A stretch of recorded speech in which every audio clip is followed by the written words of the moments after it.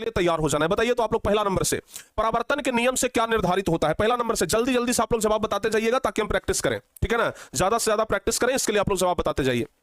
कह रहा है कि प्रवर्तन के नियम से क्या निर्धारित होता है, तो ध्यान रखिएगा प्रवर्तन के नियम से निर्धारित होता है आपतन कोण बराबर प्रवर्तन कोण। प्यारे बच्चे ध्यान रखना, आपतन कोण को आई बोलते हैं, प्रवर्तन कोण को आर बोलते हैं, यानी कि आई बराबर आर भी होता है, ठीक है ना, आई बराबर आर भी होता है, उसको आप लोग ध्यान रखिएगा। चलिए दूसरा नंबर कह रहा है कि प्रकाश तरंग का उदाहरण है। प्रकाश तरंग का उदाहरण कौन है, तो याद रखिएगा कि विद्युत चुंबकीय तरंग जो है वो प्रकाश तरंग का उदाहरण है। कौन हो जाएगा, विद्युत चुंबकीय तरंग, याद रहेगा बाबू। प्रकाश तरंग किसका उदाहरण है, तो विद्युत चुंबकीय तरंग का। प्रकाश तरंग किसका उदाहरण है, विद्युत चुंबकीय तरंग का, ध्यान रखिएगा। चलिए आगे बढ़ते हैं। तीसरा कह रहा है कि दर्पण के सामने किसी भी दूरी पर स्थित वस्तु का प्रतिबिंब सीधा प्रतीत होता है, तो वह दर्पण कौन सा है। वस्तु मतलब दर्पण के सामने किसी भी दूरी पर कोई वस्तु रख दिए और अगर उसका प्रतिबिंब हमें सीधा प्राप्त हो रहा है तो ध्यान रखिएगा या तो वो समतल या तो उत्तल होगा। क्योंकि प्यारे बच्चों सीधा प्राप्त हो रहा है इसका मतलब कि ये काल्पनिक प्रतिबिंब बनेगा, क्योंकि हम आप लोगों को बताए हैं कि काल्पनिक प्रतिबिंब जो होता है, ध्यान से सुनिएगा, हम आप लोगों को बताए हैं कि जो काल्पनिक होता है, काल्पनिक प्रतिबिंब हमेशा सीधा होता है, और दूसरा बताए हैं कि जो वास्तविक प्रतिबिंब होता है, वास्तविक प्रतिबिंब वो उल्टा होता है, ठीक है ना। तो यहां पूछ रहा है कि वस्तु का प्रतिबिंब सीधा प्रतीत होता है, तो वस्तु का प्रतिबिंब सीधा किसमें प्राप्त होगा, काल्पनिक में, और काल्पनिक या तो समतल में बनेगा या तो उत्तल में बनेगा, ठीक है ना। डी ऑप्शन ध्यान रखना बाबू आप लोग। आगे बताइए, किस माध्यम में प्रकाश की चाल सबसे अधिक होती है। आपको हम कल ही तो बताए हैं, जब फिजिक्स का दूसरा नंबर चैप्टर पढ़ा रहे थे वहां पर भी बताए थे कि सबसे ज्यादा प्रकाश का चाल किसमें होता है, तो सबसे ज्यादा प्रकाश का चाल निर्वात में होता है। कितना होता है बाबू निर्वात में, आप लोग बताओ तो। निर्वात में कितना होता है, 3 लाख, 3 गुने 10 के पावर 8 मीटर पर सेकंड, या इसी को बोलते हैं 3 लाख किलोमीटर पर सेकंड, इसी को बोलते हैं, ठीक है ना, ध्यान रखिएगा।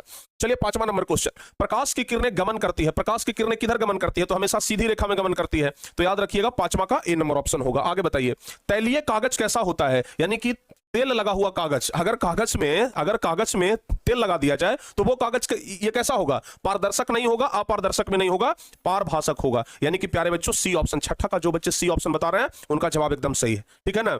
अभी लगभग 3000 बच्चे जुड़े हुए हैं, लगभग 3000 बच्चे जुड़े हुए हैं। चलिए आज आप लोगों को एक टारगेट देते हैं कि बाबू आज आप लोग अपना पावर दिखाइए, पावर ऑफ टारगेट बोर्ड दिखाइए आज, ठीक है ना। आज प्यारे बच्चे पावर ऑफ टारगेट बोर्ड दिखाइए, और आप लोग 500 और बच्चे को इस लाइव क्लास में जोड़ लीजिए शेयर करके, यानी कि 3500 बच्चे आज के इस लाइव क्लास में हो, और जितने बच्चे लाइव क्लास में हैं उतने बच्चों का लाइक भी होना चाहिए। तो सभी बच्चे अभी 3000 जुड़े हुए हैं, एक बार जल्दी से शेयर करके सभी बच्चे 3500 तक जुड़ जाइए, ठीक है ना। हाँ, और दूसरा एक खुशी का और बात है कि अपना जो ये परिवार है टारगेट बोर्ड मेन, ये 19 लाख का होने वाला है, ठीक है ना। 19 लाख का ये परिवार होने वाला है प्यारे बच्चों, तो ये 19 लाख का परिवार बड़ा प्यारा होने वाला है। आप लोग इसके लिए तैयार रहिएगा, बहुत जल्दी 19 लाख का परिवार हमें लगता है कल से परसों तक में हो जाएगा, ठीक है ना। चलिए सातवां नंबर क्वेश्चन, प्रकाश के प्रवर्तन के कितने नियम हैं। प्रकाश के प्रवर्तन के कितने नियम होता है, 2 नियम होता है, तो बाबू सातवां का बी ऑप्शन हो जाएगा। आगे बताइए, समतल दर्पण द्वारा बना प्रतिबिंब कैसा होता है। समतल दर्पण द्वारा हमेशा आप लोग को बताए हैं, अभी कुछ देर पहले बता रहे थे कि समतल और उत्तल में काल्पनिक प्रतिबिंब बनता है, तो समतल दर्पण द्वारा बना प्रतिबिंब कैसा होगा, काल्पनिक, यानी 8वां का बी नंबर ऑप्शन सही हो जाएगा। चलिए 9वां नंबर क्वेश्चन, एक अभिसारी किरणपुंज समतल दर्पण पर आपतित होती है तो परावर्तित किरणपुंज होगा।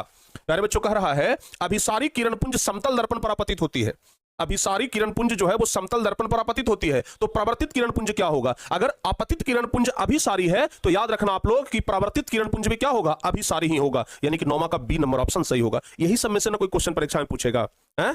अरे वाह, 3100 बच्चे हो गए, 400 और, बहुत बढ़िया।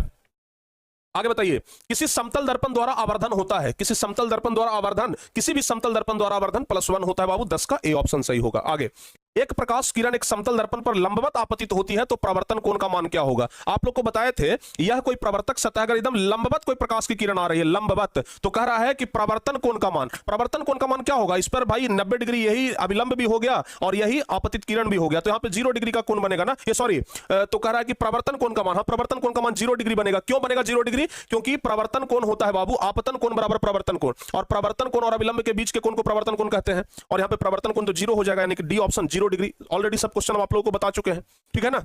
हाँ चलिए आगे बताइए, गोलीय दर्पण के फोकसांतर और वक्रता त्रिज्या के बीच क्या संबंध होता है। फोकसांतर बोले तो प्यारे बच्चों एफ, और वक्रता त्रिज्या बोले तो आर। एफ और आर में क्या संबंध होता है, आपको बताया है ना, एफ बराबर r/2 होता है, आर बराबर निकालेंगे तो 2f हो जाएगा, यानी कि आर बराबर 2f, ए नंबर ऑप्शन हमारा सही हो जाएगा।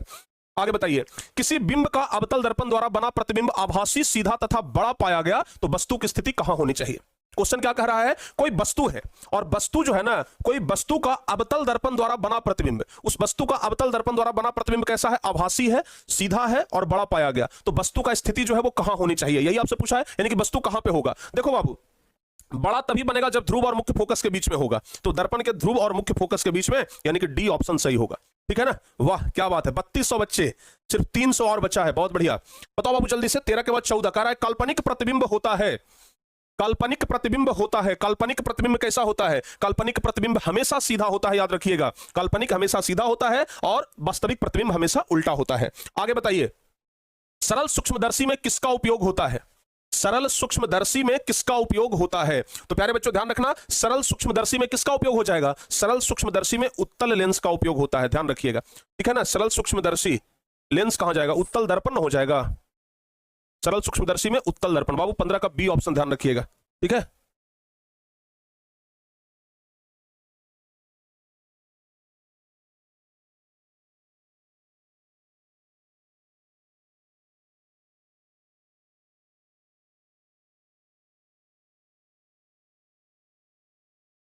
सरल सूक्ष्मदर्शी में किसका उपयोग होता है, उत्तल लेंस होगा कि दर्पण होगा, हमें लगता है लेंस ही हो जाएगा। ठीक है ना, लेंस ही कर लीजिए, हमें लगता है डी ऑप्शन ही सही हो जाएगा, डी ऑप्शन इसका होगा ना, सरल सूक्ष्मदर्शी में उत्तल लेंस का ही उपयोग होता है। ठीक है ना, डी ऑप्शन ही हो जाएगा बाबू, इसको ना 15 का डी ऑप्शन ही करिएगा। आगे बताइए, हजामत के लिए किस दर्पण का उपयोग होता है, लेकिन यहाँ पर दर्पण पूछा है ना, किसका, सॉरी यहाँ पे पूछा है किसका उपयोग होता है, लेंस और दर्पण नहीं क्लियर किया, तो लेंस ही करिएगा, डी ऑप्शन ही। ठीक है ना, आगे बताइए, हजामत के लिए किस दर्पण का उपयोग होता है, तो आपको बताए थे कि दाढ़ी या हजामत बनता है कब, जब बाल या दाढ़ी ये बड़ा बड़ा दिखाई देता है, यानी कि बड़ा किस में दिखाई देगा, अवतल में। तो बाबू 16 का ए नंबर ऑप्शन सही होगा। आगे, सर्च लाइट का प्रवर्तक सतह होता है, सर्च लाइट का प्रवर्तक सतह कैसा होता है, बताओ बाबू। सर्च लाइट मतलब क्या होता है, टॉर्च भी जिसको बोलते हैं, तो सर्च लाइट का प्रवर्तक सतह अवतल होता है, 17 का बी नंबर ऑप्शन सही हो जाएगा। आगे बताइए, दंत विशेषज्ञ यानी कि जो दांत का डॉक्टर होता है वह किस दर्पण का उपयोग मरीजों के दांतों का बड़ा प्रतिबिंब देखने के लिए करता है, दंत विशेषज्ञ किस दर्पण का उपयोग मरीजों के दांतों का बड़ा प्रतिबिंब देखने के लिए करता है। तो मरीजों के दांतों का बड़ा प्रतिबिंब किसमें बनता है,